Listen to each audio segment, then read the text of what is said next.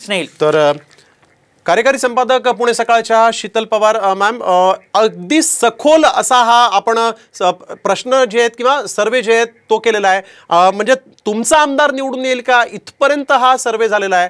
त्यामुळे या सर्वेचे जे कल असतील किंवा जो काही हा सर्वे समोर येईल तो परफेक्ट असू शकतो असं आपण आता म्हणू शकतो।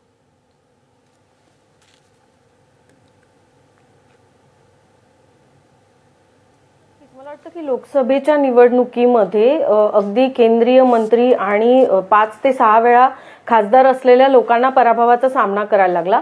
त्या पार्श्वभूमीवर जेव्हा आपण यावेळेसही विधानसभेला यापूर्वीच्याही सर्वेक्षणामध्ये आपण हा प्रश्न विचारला आहे की लोकांना, कारण विशेषतः आपले यापूर्वीचे जे सर्वेक्षण झाले त्यामधले एक सर्वेक्षण राष्ट्रवादी पक्षामध्ये फूट पडल्यानंतर झालं होतं, शिवसेनेमध्ये फूट पडल्यानंतर आपलं सर्वेक्षण झालं होतं, लोकसभा निवडणुकीच्या दरम्यान आपली काही सर्वेक्षणं झाली होती। त्यामुळे म्हणजे एक पक्षातनं आता 2 गट झालेले आहेत आणि काही लोक हे जुन्या नेतृत्वाबरोबर आणि काही लोकांनी सत्तेमध्ये नव्या नेतृत्वाचा स्वीकार केला। अशा वेळी मतदार म्हणून लोक ह्या आमदारांकडे त्यांच्या कामगिरीकडे कसं बघतात हे समजून घेणं खूप महत्त्वाचं आहे।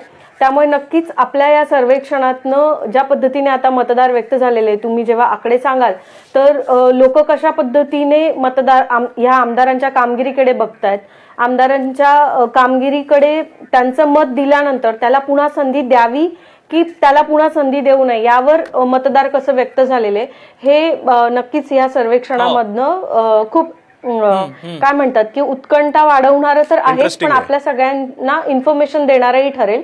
कारण 288 मतदारसंघांमधनं शास्त्रीय पद्धतीने आपण नमुना निवड केलेली आहे प्रत्येक विधानसभा मतदारसंघामध्ये। आपल्यासोबत ठाकरे गटाच्या उपनेत्या सुषमा अंधारे देखील जोडल्या गेलेल्या आहेत। सुषमा अंधारेंकडे जातो मी। सुषमाताई, तुमचं स्वागत साम टीव्हीच्या या खास कार्यक्रमामध्ये, जिथे आम्ही विधानसभेचा महासर्वे करतोय। मात्र दुसरीकडे विधान परिषदेची निवडणुकी देखील चुरशीची ठरतीये। तुम्ही कसं बघताय? एकीकडे कंबर कसतायत सगळेच राजकीय पक्ष, काय तयारी आहे ठाकरे गटाची?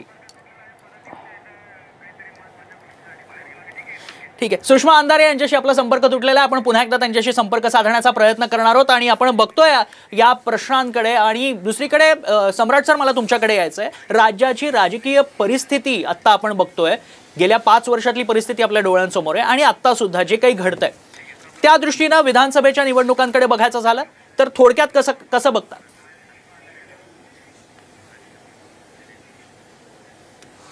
आपण ठराविक निकष बघू। सगळ्यात पहिला निकष म्हणजे महाराष्ट्रात 1989 ला आलेलं शेवटचं एक पक्षीय सरकार वगळता 95 पासूनची जी परिस्थिती आहे त्यात फार क्रांतिकारक बदल काही होणार नाहीये असं एक कायम चित्र व्यक्त होतंय की 2014 ला युतीचं सरकार आलं, 2019 ला महाविकास आघाडी आली, त्याच्यानंतर 2022-23 पासून आपण पुन्हा महायुतीचं सरकार बघतोय। तर हा जो ट्रेंड आहे हा महाराष्ट्राच्या राजकारणाचं खूप मोठं वैशिष्ट्य बनलं असं मला वाटतं की कुठल्याही एका पक्षाच्या मागे पूर्ण बहुमत महाराष्ट्र देण्यापासून थांबतो आणि त्याला बहुमताच्या जवळ किंवा बहुमतापासून दूर ठेवतो, जेणेकरून आघाडी युती झाली पाहिजे।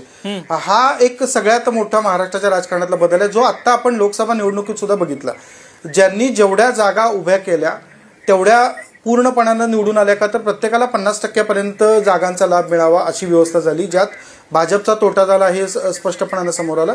पण प्रत्येक पक्षाला एका मर्यादेपर्यंत महत्त्व द्यायचं हे महाराष्ट्राच्या गेल्या 30-35 वर्षाच्या राजकारणाचं वैशिष्ट्य राहिलं असं मला वाटतं।